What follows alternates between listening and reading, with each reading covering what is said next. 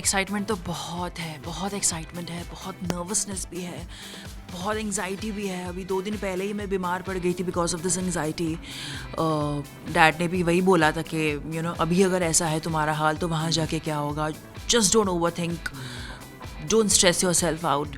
But क्या करें, वो होता ही है ना, क्योंकि ये इंडिया का number 1 and the only stunt based reality show है।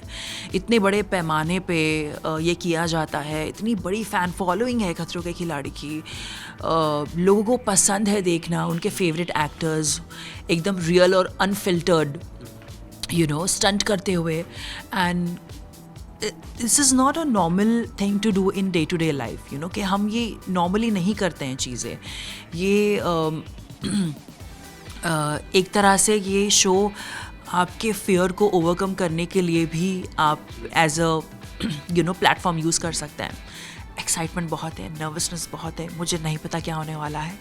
I am just gonna ask all of you to pray for me. My dad was like कि खुद को स्ट्रेस देने क्यों जा रही है, what's the need of it, क्योंकि उन्होंने भी शो देखा हुआ है और जिस तरह के स्टंट्स उसमें किए जाते हैं, इट्स नॉट नॉर्मल। जैसे मैंने कहा कि आप डे टू डे लाइफ में वो नहीं करोगे। तो उसी बात पे मैंने डैड को कहा कि आज नहीं, अभी नहीं तो कभी नहीं, तो अभी तो मुझे मन बना लिया है जाने का और ये तो मैं करूँगी। और to be a part of such an esteemed क्या कहते हैं शो, ये खुद में ही एक बहुत बड़ी बात है कि आप शॉर्टलिस्ट हो गए हो, आप सेलेक्ट हो गए हो, and people want you to be in this stunt based reality show. ये बहुत बड़ी बात होती है। और दूसरा, जो आपके फ़ैन फॉलोइंग है, आपको लोग इतना पसंद करते हैं, प्यार करते हैं कि आपको एक मौका मिला है ऐसे शो में पार्ट लेने का, तो आपको ये अपॉर्चुनिटी ग्रैब कर लेनी चाहिए, आपको छोड़नी नहीं चाहिए।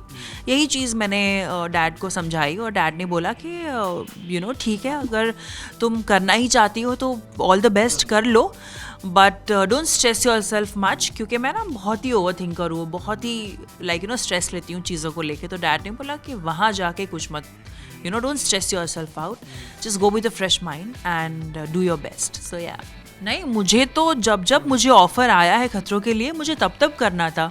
इट्स जस्ट दैट मेरी प्रायर वर्क कमिटमेंट्स थी और मेरा शो था, मैं उसके लिए नहीं कर पा रही थी।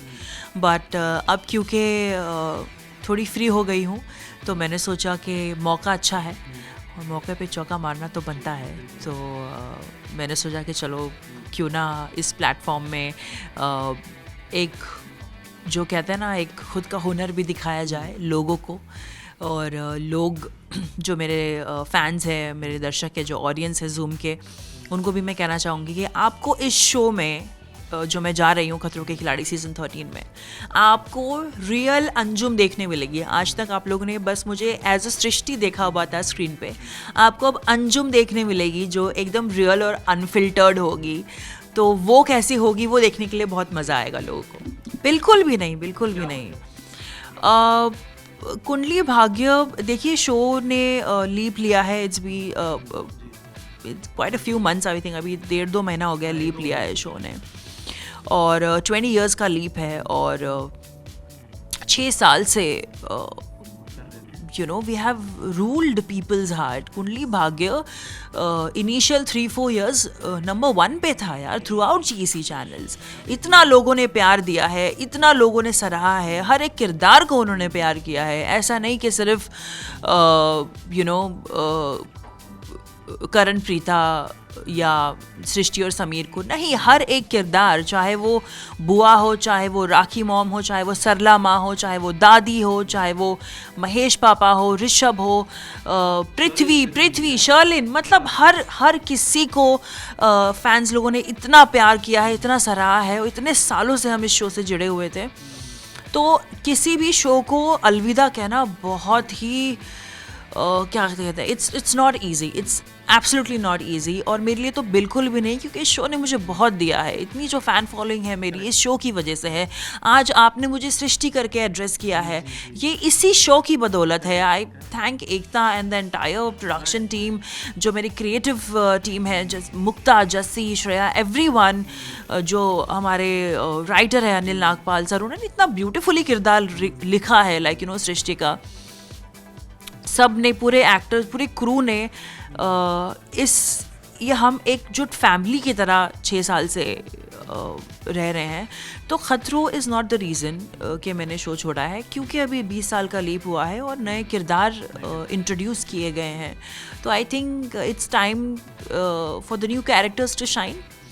और जो हमने इतने सालों से रिस्पॉन्सिबिलिटी ली थी हमारे कंधों पर, तो आई थिंक वो अब रिस्पॉन्सिबिलिटी नए कैरेक्टर्स के साथ शेयर करने का वक्त आ गया है।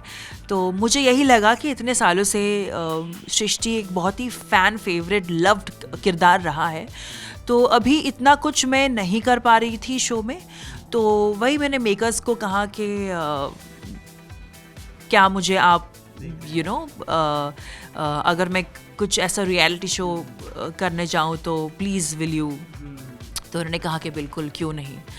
सो बट ये भी बात मैंने उनसे कही है कि आप जब मुझे समन करेंगे या बुलाएंगे तो I will really come and join कुंडली अगैन। सो या, शो में तो चलो वो विलन थी, लेकिन असल ज़िंदगी में वो मेरी बहुत अच्छी दोस्त है।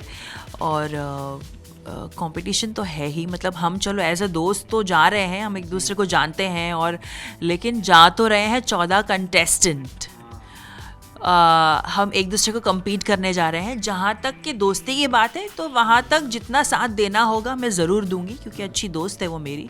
जितना हंसी मजाक है, जितना लव हेट रिलेशनशिप है हमारा, तो वो तो दिखेगा ही। लेकिन जहाँ पे कंपटीशन की बात आएगी, आई एम श्योर वो तो मुझसे ज़्यादा है। अगर आपने उसको पूछा होगा ये सवाल, तो उन्होंने ज़रूर बोला होगा कि नहीं भाई, मैं तो competition as I will take Anjum as a competitor only.